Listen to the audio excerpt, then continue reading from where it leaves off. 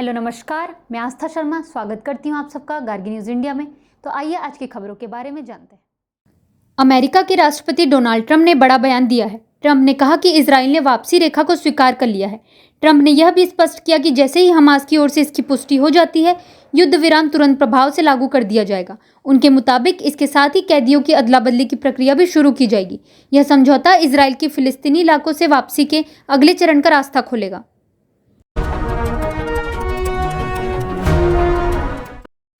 Britain के प्रधानमंत्री कियर Starmer 8 अक्टूबर से भारत की यात्रा पर आएंगे।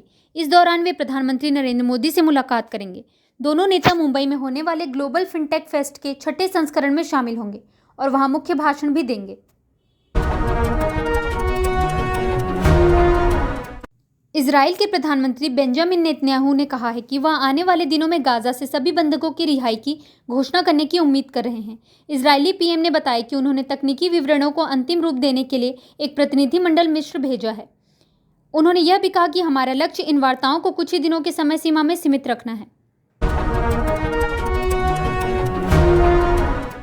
रूस ने पश्चिमी यूक्रेन पर ड्रोन और मिसाइलों की बारिश की, जबकि पोलैंड ने अपने युद्धक विमानों को तुरंत उड़ा दिया। यूक्रेनी वायुसेना की चेतावनी के बाद पूरे यूक्रेन में एयर रेड अलर्ट जारी कर दिया गया है। साना ताकाइची जापान की पहली महिला सत्ताधारी पार्टी की नेता, एक पुरुष प्रधान समूह में अल्ट्रा कंजर्वेटिव सितारा मानी जाती हैं। 64 वर्षीय साना ताकाइची को पूर्व ब्रिटिश प्रधानमंत्री मार्गरेट थैचर पसंद है और वह जापान के पूर्व प्रधानमंत्री शिंजो आबे के कंजर्वेटिव दृष्टिकोण की समर्थक हैं। भारत और यूरोपीय संघ के बीच व्यापार समझौते पर अगले दौर की बातचीत आज से ब्रुसेल्स में शुरू होगी। वाणिज्य और उद्योग मंत्री पीयूष गोयल ने हाल ही में आशा जताई है कि दोनों पक्ष जल्द ही इस समझौते पर हस्ताक्षर करेंगे। पाकिस्तान कब्जे वाले कश्मीर में प्रदर्शनकारियों के साथ समझौता करके पीछे हट गया। इसे शांति की जीत बताया जा रहा है।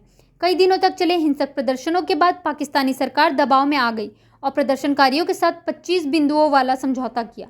इस समझौते में मुआवजा, सुधार और बुनियादी ढांचे से जुड़े वादे शामिल हैं।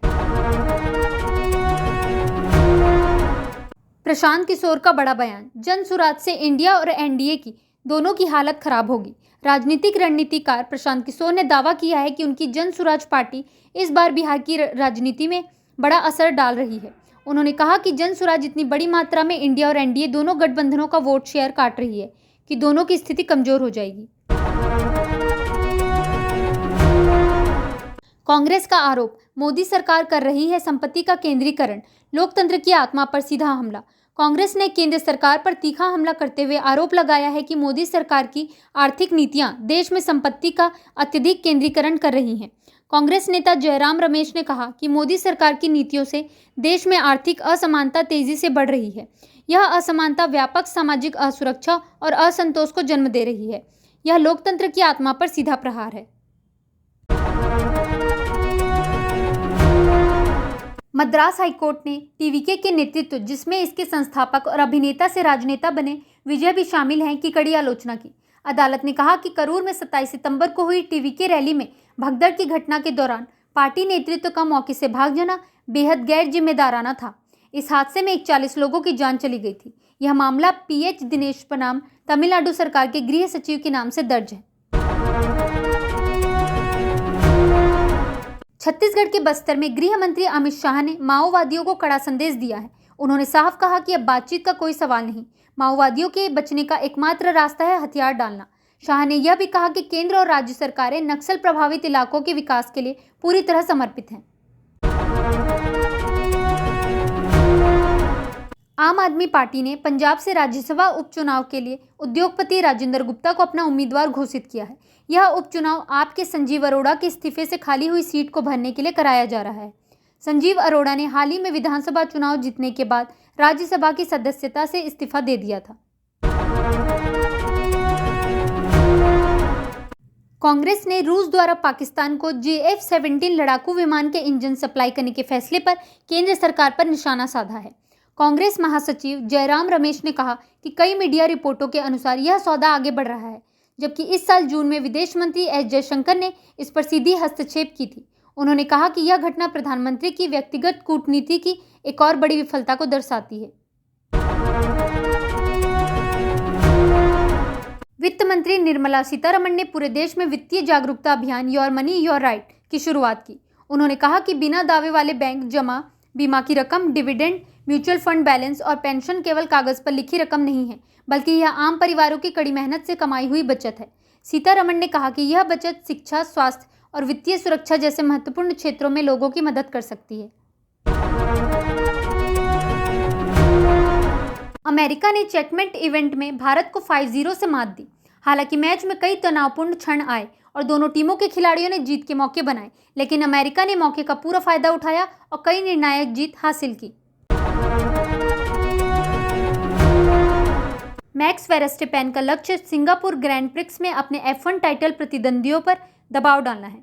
मैक्स वेरस्टेपेन के पास अपनी फार्मूला 1 जीत की श्रृंखला को बढ़ाने और सिंगापुर ग्रैंड प्रिक्स में अपने टाइटल प्रतिद्वंदी ऑस्कर पियास्ट्री और लैंडो नॉरिस पर अधिक दबाव बनाने का अवसर है। मनीष सुरेश कुमार और वैश्वी अधिकार ने फेनिस्ता नेशनल टेनिस चैंपियनशिप में चैंपियन बनकर अपनी पकड़ दिखाई।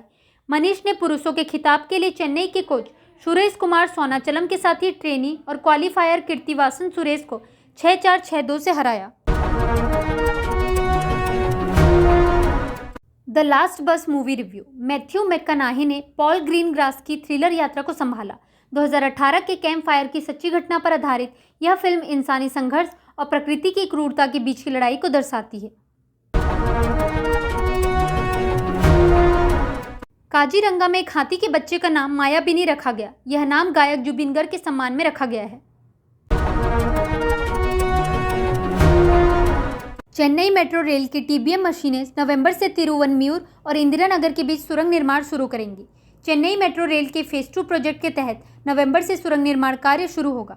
इस दौरान 2 टनल बोरिंग मशीनें तिरुवनमयूर और इंदिरा नगर के बीच लगभग 650 मीटर लंबाई तक जुड़वा सुरंग बनाएंगी। दार्जिलिंग में लगातार हो रही भारी बारिश के कारण बड़े पैमाने पर भूस्खलन हुआ है, जिसमें कम से कम 10 लोगों की मौत हो गई है। भारतीय मौसम विभाग ने उप हिमालयी पश्चिम बंगाल के लिए, जिसमें दार्जिलिंग और कालिम्पोंग शामिल हैं, अत्यधिक भारी वर्षा का रेड अलर्ट जारी किया है। ज़ेरोदा के को-फाउंडर और CEO नितिन कामत ने भारतीय रिजर्व बैंक द्वारा शेयरों के बदले लिए जाने वाले लोन की सीमा 20 लाख से बढ़ाकर 1 करोड़ करने के निर्णय का स्वागत किया है। भारत के साथ FTA पर यूरोपीय संघ के एनवॉय ने कहा कि बातचीत चुनौतीपूर्ण है और कई महत्वपूर्ण मुद्दे अभी भी सुलझाए जाने बाकी हैं। पिछले महीने प्रधानमंत्री नरेंद्र मोदी और यूरोपीय आयोग की अध्यक्ष उर्सुला वॉन डेर लेयन ने दिसंबर तक इस समझौते को अंतिम रूप देने की प्रतिबद्धता दोहराई थी। यह समझौता दोनों पक्षों के बीच व्यापार और निवेश को बढ़ावा देने के उद्देश्य से किया जा रहा है। तो ये थी आज की बड़ी खबरें। देखते रहिए गार्गी न्यूज़ इंडिया। मैं आस्था शर्मा आपसे फिर मिलती हूँ। धन्यवाद।